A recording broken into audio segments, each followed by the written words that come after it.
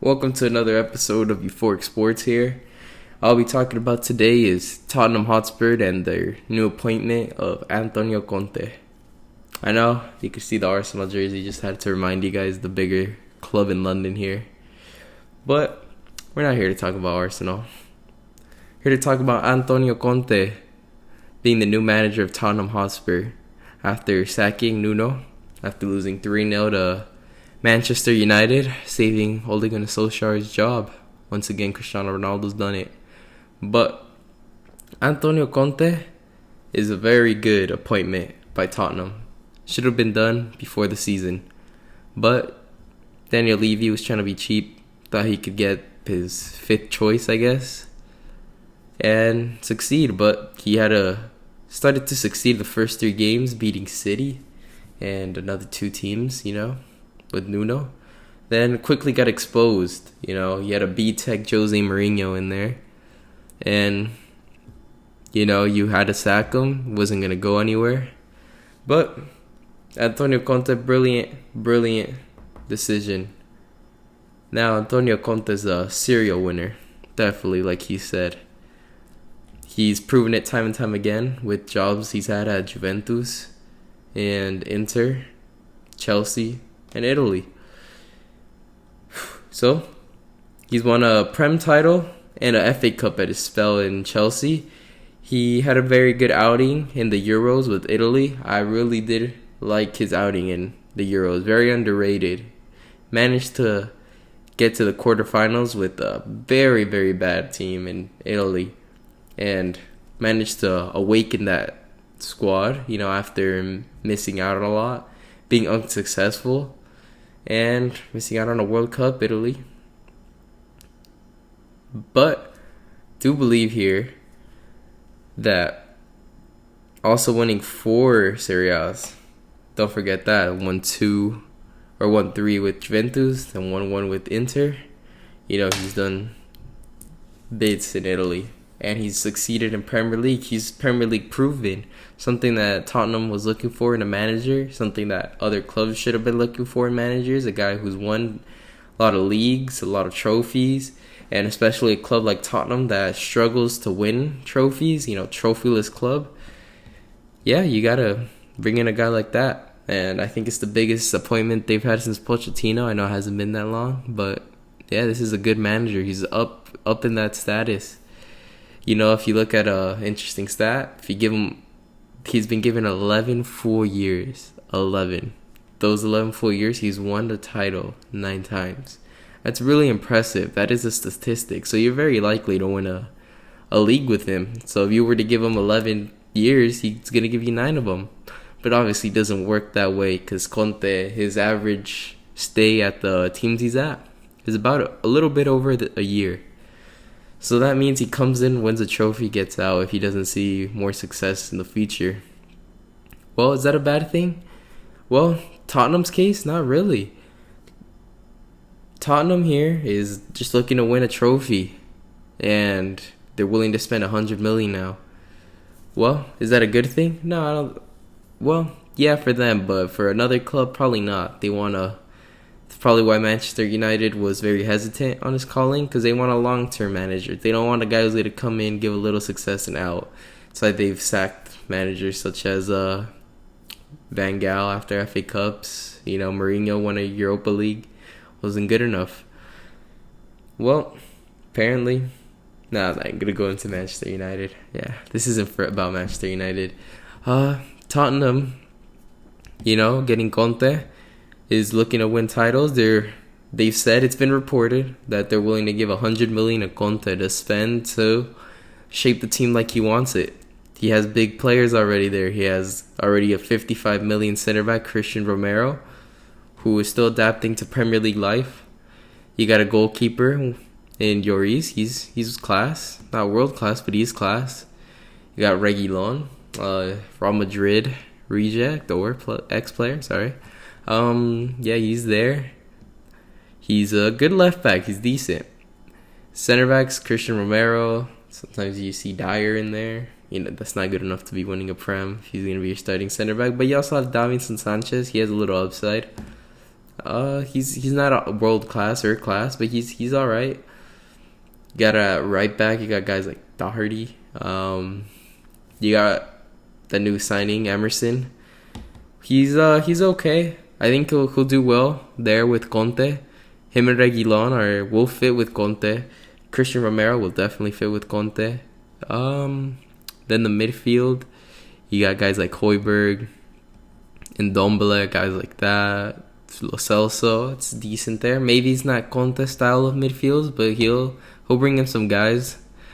Then the forward, this is the interesting part. You got Harry Kane, a guy who was destined, had that gentleman's agreement with Daniel Levy about getting a transfer to City for 150 million. Did not end up going. Daniel Levy did not hold up his part of the deal, which Harry Kane was frustrated and has not been performing. Is that on purpose or not? Who knows? But in 10 games, he has 1 goal and 1 assist. For 150 million price player, yeah, him being English does up the price, but no, come on. You have to improve that. Now you got Heung-min Son, who's been doing okay. 4 goals, 1 assist in 10 games. That's not bad. That's not good. And then during the Conference League, I saw they won the first game with Conte 3-2. I know they have dropped points in the Conference League. You know, you're in the worst part of Europe. Now, Antonio Conte has had a very bad track record in Europe. Has failed to go through the Champions League. You know, the last time he was there was with Inter. Group stage out with Barca and Dortmund going through. You know, it's a tough group. You could say it's part bad luck that he doesn't get easy teams, but as a serial winner, you should be able to be getting out of groups like this, you know? You know, you are the Serie A champions. You should be able to get through Dortmund, but Dortmund ended up going through instead. And Barca as well. I think Barca wasn't as strong that time. And you have seen other teams succeed, such as Napoli out of groups, tough groups. Well, Conte failed to do that. But in leagues, he has proven to be one of the best managers out there right now. He has won the Premier League with Chelsea and the FA Cup. Then, not only that, won with Inter and Juve. Very impressive track record there.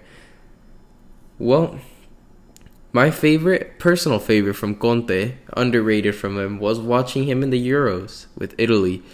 Having a very weak midfield and forwards, he managed to go to penalty shootouts in the quarterfinals with Germany, who were one of the favorites. Germany ended up losing to France, and France lost to Portugal. And, you know, easily getting through, play against France. Maybe you upset them. You play Portugal, who wasn't very strong. They just had one guy, the guy. But you end up with Pele and Eder as your strikers. Then you got Parolo and Stuarto and Gaccherini as your midfield. That's very weak. That explains why they had missed the World Cup previously, because that is terrible. You that's a very bad midfield. And for Conte to make a good year in the Euros, that's impressive. It shows he can win with anybody. Shows that he can win with the weak midfield. That is definitely not as good as a midfield Tottenham have. And I think he can do bits with the midfield he has now, and he has 100 million to spend. Something that he really wanted. And Daniel Levy has finally said, fine, have the 100 million, just prove me right, bringing you in. So, will Antonio Conte win anything? Personally, I don't see him winning a Premier League this year, FA Cup, or the Conference League. Yeah, I don't see them winning the Conference League. I don't think Conte will do very well in Europe again. But, Premier League, can he finish top 4? I don't think he will. Yeah, he's already at a disadvantage, and I think the Premier League is as competitive as it has been in previous year. Premier League is now the best league in the world and has the best teams. Just had 2 English teams in the Champions League final. Tottenham with Conte with the 100 million. Can they be better than Liverpool, Chelsea, City? Those 3 teams? I don't think so. Now, Manchester United, they will need to be busy in the January transfer window, because that top 4 spot that they secured is not secure anymore because now you got teams that are going to be fighting for that spot. You have West Ham, you got Arsenal, now Tottenham. Leicester could turn it around. Leicester will, once they're out of Europe, be playing their strongest starting 11 week in and week out. That'll be very interesting because they will be racking up 3 points every week, being a tougher team. They won't be dropping 3 points at home like they have been. It will be a lot tougher. But that hasn't happened yet. West Ham has done very well with playing in the Europa League and playing in the Premier League. They're top 4 right now. They're above Liverpool. And they're doing very well. I didn't think they were going to beat Liverpool, but they have. And that's good for Arsenal. Because now Liverpool are beatable. And Mohamed Salah is human. But Tottenham, I think they could have a shot at the Carabao Cup. 100 million for a Carabao Cup isn't the best investment, in my opinion, though. It will be a failure if they only get a Carabao Cup. Finally, though, they would be able to say they're not trophyless. But that is not the point of Antonio Conte. The point of that is to win and become the champions of England and having a run in Europe. But Antonio Conte will not have a run in Europe ever with Tottenham. Maybe in the future in another club for the 52-year-old Italian, but not with Tottenham. Tottenham's not a winning club. Got too many problems with Kane. I can't see Kane being sold if he doesn't, go into the system. Because Antonio Conte rather kill his player than them not listen to him. And I could see Kane rebelling. Very underperforming, but I could see him being replaced by Vlahovic, a cheaper option. You can get 80 million. You can sell him for 150. 70 million equity. Maybe now instead of just 100 million to spend, you have 170 to spend. Now that would definitely make Tottenham a very good team with the 170 million and Vlahovic. That would be very good, but I don't think he'll be sold. He'll be getting a big, juicy contract from Tottenham to stay. And Tottenham will just be banter. They have the potential to be a very good team, but Daniel Levy is holding them back. But, yeah, that's what I gotta say. Tottenham will only win a Carabao Cup at most. And they'll be still a small club. And this is all unbiased. But anyways, like and subscribe. Make sure to hit the bell for post notifications. Yeah.